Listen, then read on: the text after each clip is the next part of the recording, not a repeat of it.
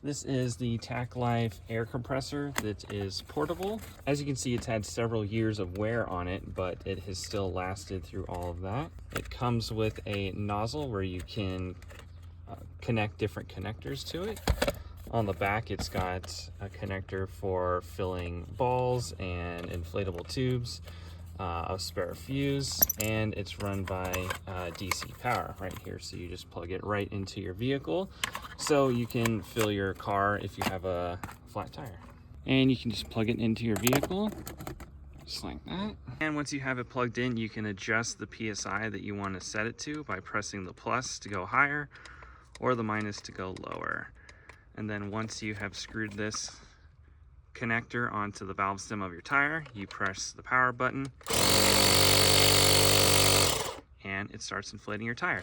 The nice thing too is if you're stuck on the side of the road, you can push this button on the front and it will give you some light or some hazard lights so that it alerts other drivers and provides you with a more safe environment.